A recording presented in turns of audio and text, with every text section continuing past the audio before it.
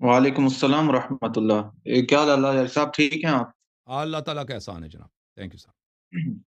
کہاں سے کال فرمایا آپ نے؟ سر آپ سے سر ڈی جی خان سے سر، ہاں تھینک یو پاکستان۔ سر، جی سر حکم کریں۔ سر آپ سے 3 کوشچن تھے میرے۔ جی تو میرا پہلا کوشچن ہے کہ روح کیا ہے؟ روح دیکھیں، یہ تو قرآن مجید میں اس کی تفصیل نہیں ہے، قل الروح من امر ربی، روح جو ہے میرا اللہ تعالیٰ کے حکم سے، ٹھیک ہے نا۔ جو احادیث میں ملتا ہے کہ روح ایک ایسی مخلوق ہے اللہ تعالیٰ کی جانب سے جو بہت ہی لطیف ہے۔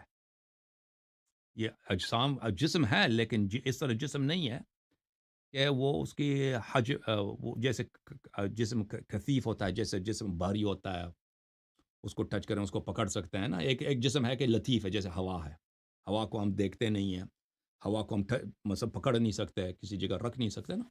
اس طرح ایک جسم جو ہے، یہ روح جو ہے یہ ریح سے مشتق ہے، اور یہ بہت ہی لطیف جسم ہے۔ البتہ کفار کا نظریہ اور ہے، جو یونان والے ہیں نا، یونان کے فلاسفہ، وہ کہتے ہیں کہ وہ ان کا عالم اسلام میں بڑا اثر رسوخ ہے۔ یونان کے فلاسفہ کا عالم اسلام میں ان کے تعلیمات بہت عام ہیں، شیعہ میں بھی اور مخالفین میں بھی، اہل سنت میں بھی، کیونکہ بنی امیہ کے زمانے اور بنی عباس کے زمانے میں یونان کے کتابوں کو سب ترجمہ کیا گیا تھا عربی زبان میں۔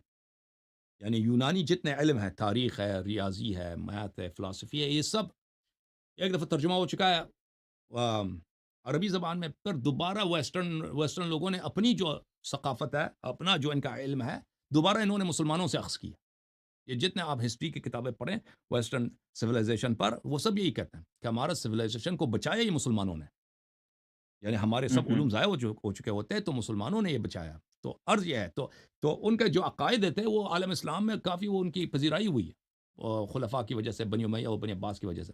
تو روح کے متعلق ان کا عقیدہ یہ ہے کہ روح جو ہے ایک مادی چیز نہیں ہے، مادہ نہیں ہے، یعنی فزیکل نہیں ہے۔ روح جو ہے بالکل نہ مادی ہے اور نہ مادے کی صفات میں سے، روح بالکل مجرد، وہ مجرد اس کو بولتے ہیں۔ تو یہ شیعوں میں بھی کافی عام ہے، شیعہ مولویوں میں، وہ اس سے پوچھیں وہ کہتے ہیں کہ نہیں، روح مجرد ہے۔ اور اہل سنت کے علماء میں بھی جو عقلی علوم پڑھتے ہیں ان میں بھی کافی عام ہے۔ لیکن شیعہ حدیث میں اہل بیت علیہ السلام کا حکم یہ ہے کہ یہ ایک جسم ہے لیکن جسم لطیف ہے۔ جوم جاؤ، پرواز کرو، کیوں فخر سے سر اٹھا، کیونکہ اللہ تعالیٰ نے تمہیں انتخاب کیا، صراط حق پر صرف تم ہو، صراط ایمان پر صرف کیا، کیونکہ اللہ تعالیٰ نے تمہیں انتخاب کیا، صراط حق پر صرف تم ہو، صراط ایمان پر صرف